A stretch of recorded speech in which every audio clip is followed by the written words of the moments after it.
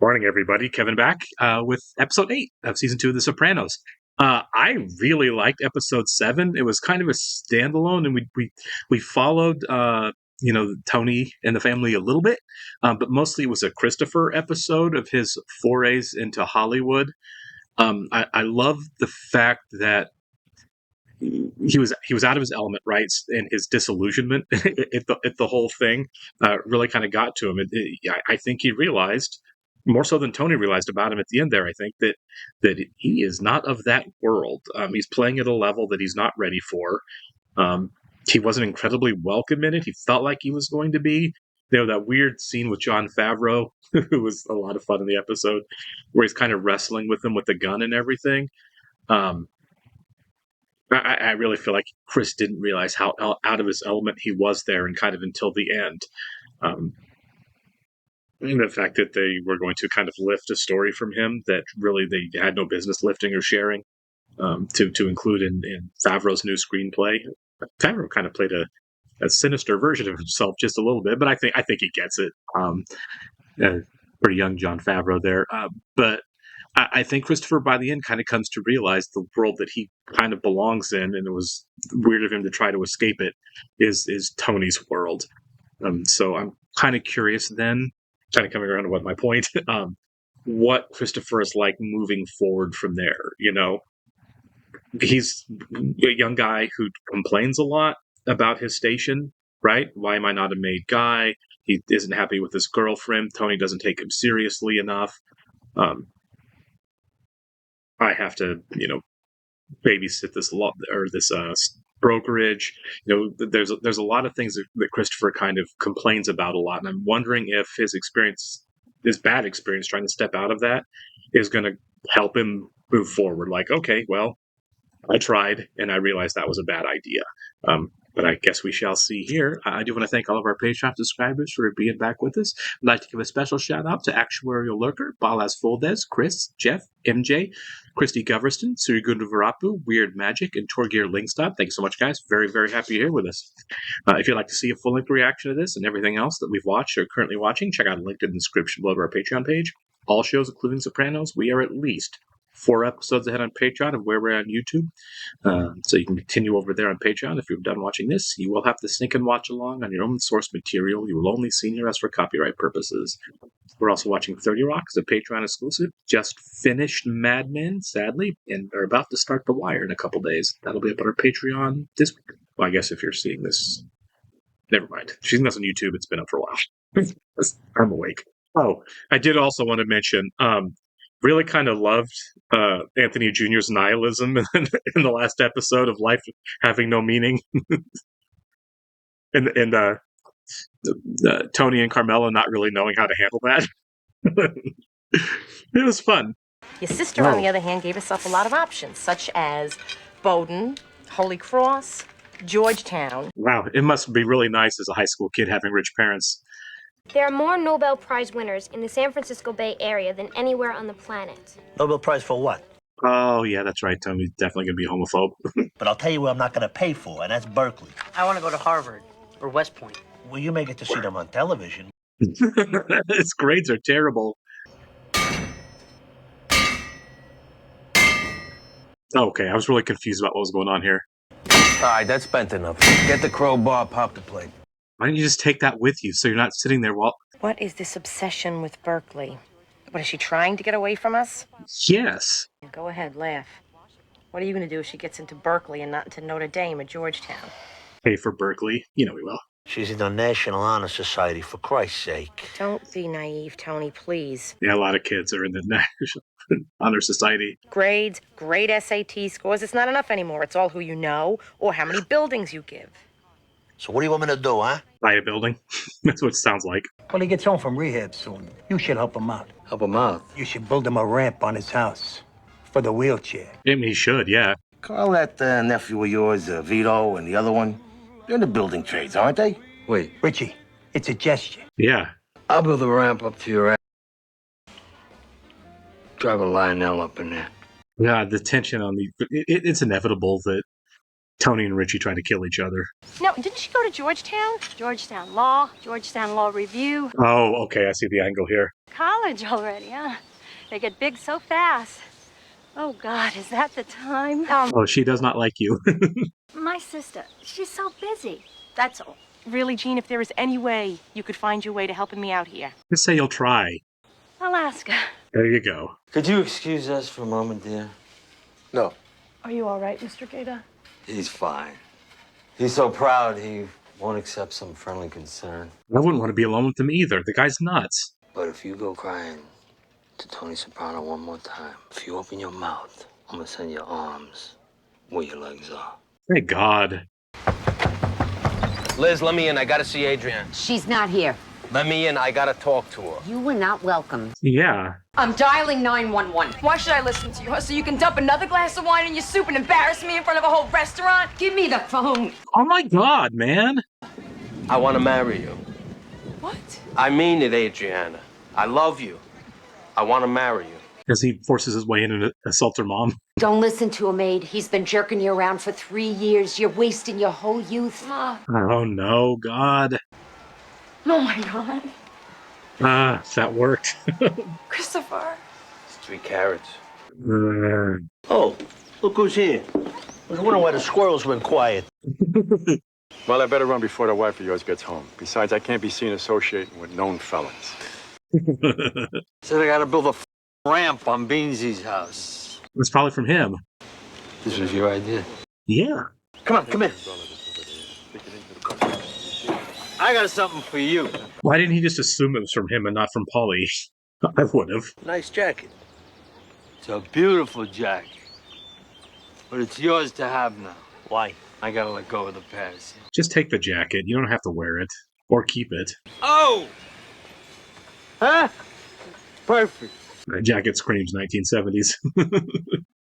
Say thank you. Thanks. Libby actually likes it. Did she get into Berkeley? Oh. She's not going to give it to her. That is not okay. Is there guilt getting to her? Because it should. That was a crap thing to do. Okay, this makes me feel better about Carmela. That was bothering me. Can I help you? Miss Gator. Oh, he's the guy who did the ramp, yeah. Richie Aprile? We should be done by the time Beansy's home from the hospital, Mrs. Gator. Get out of here. Oh, come on. I don't want anything to do with that man after what he did to Peter. She's got her problems, but I'm not gonna tell Richie this is not getting done. I'm just going to do it. At least build the ramp. Fellas, come on. Time's up. Let's go, huh? Richie, it was good meeting you. If there's ever anything you can do for me, let me know. You can do for me. Bring gangsters onto the Georgetown campus? I don't think so. Oh, spare me the elitist bullshit. Yeah. A wonderful young Dominican boy from the projects with a 5.2 average. I have a reputation to protect. Wait. I knew you wouldn't do it. You want to be a doormat for the rest of your life? Just deal with it, Jeannie, okay? It's going to escalate, isn't it? Oh, don't be silly. We just dropped by to pick up some of Ma's furniture from the basement. Ma now? Oh, yeah. That's gross. I hope everyone's hungry for crown roast. Oh, let me help. No, Ma, sit down. Janice, sit. I have everything under control. Oh, Janice, sit. I was going to say, did Janice even start to get up? I gave your little brother a beautiful leather jacket.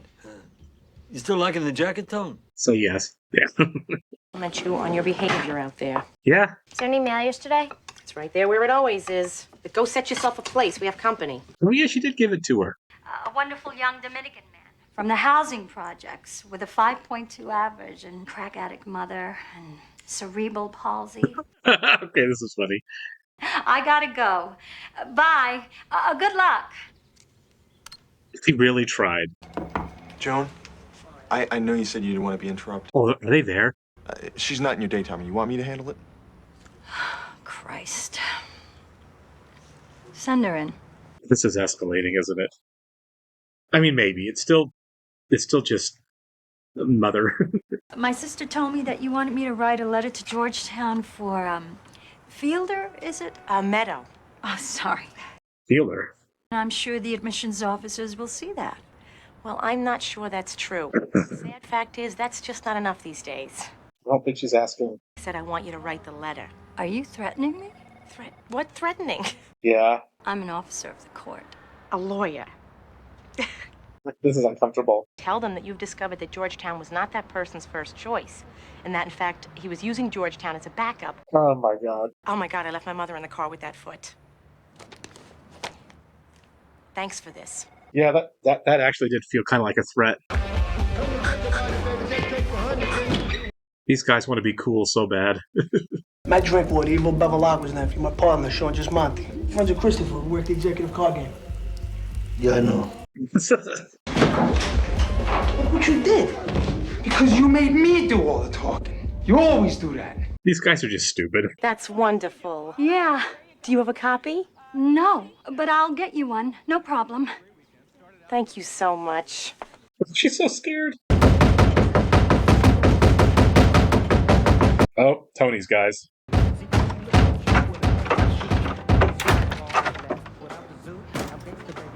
Theo is definitely scary. Established that. Give me $1,000. 1,000 more? Christopher said 10%. $1,000. He's ripping you off, yeah. I mean, they still have like $67,000. He did okay. Christopher. What? Nothing. Just, I love my friend. At least he's got that. I'm back on track, Adrian. Okay. I'm rededicating myself right down the line. Long until he relapses in one of many, many ways. Some tripe and tomatoes I made.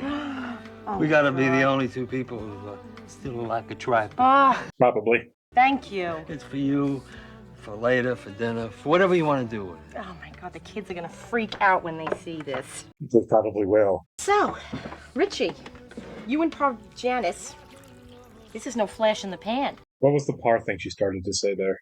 If there is one thing we don't lack around here, it's television sets. Liliana, the remote is down there somewhere, too. It's on the shelves. I was wondering where we were going with this. Richie, what's the matter? You all right? No, I'm fine. I'm fine. It looks like he's going to kill somebody. Sean, for Christ's sake, go off to reality. We are nowhere. Buying fish, punching. They're going to do something big and stupid, aren't they? It's true, huh? We gotta do something to get ahead in this world. God, I think of something dumb. I told you not to let Liliana into my room. Look at the money they waste on these CD-ROMs. Earthlink. What are these exactly? That's funny. And I can take care of myself, so just bug out, okay? Oh, you can? That's right. You know what? You're right. Don't do something vindictive now. Just because she's being a dumb teenager. You're going to be going off all on your own to a wonderful college. What right do I have to interfere? Where is she going to pull the letter now? What's going on? Nothing I can think of. Why is he dressed up? And this is the way he elected to make payment. You gave her her friend's car. It was a nice, safe car, to which I had the pink slip. Let him know how dumb that is. She know that it was his Eric's car and how I got it. Then why'd you give it to her? I don't know. Yeah, he wanted the drama. I mean, for all these years, I've been shielding her and protecting her from certain truths. So now what, I want to rub her nose in it? Yeah.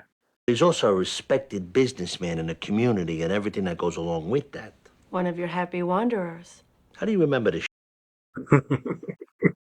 Stuck out to her. Meadow's going away to college next year. Yeah, that's why she needs the car. Leaving the nest. Not those ducks again.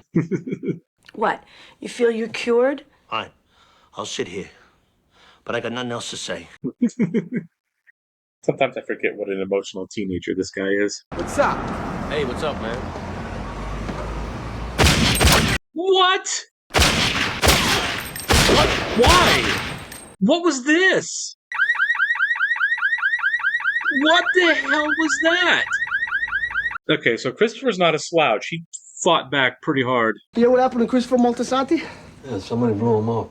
Yeah, it was us, me and Sean.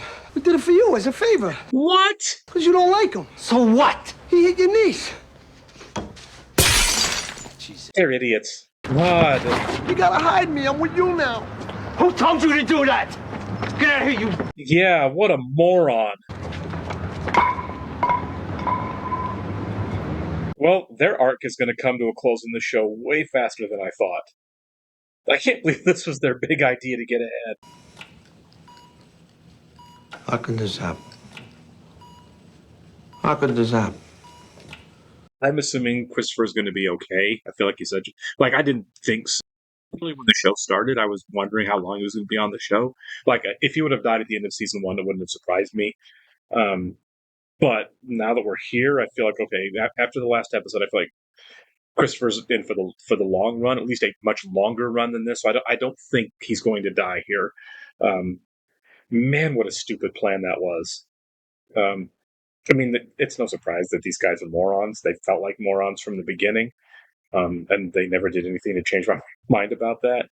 But this idea that if we go kill Christopher, then because Richie doesn't like him, all of a sudden we'll advance in our criminal careers. That's just stupid. Clearly, Christopher was very capable. He got shot at least once and managed to shoot back. That's that's some superhero stuff right there. He was able to defend himself on an ambush like that. It probably helps when you're dealing with two morons who had no idea what they were doing. Yeah, the one guy's dead and the other one's gonna be. The thought process there, and I have to wonder if Richie's right.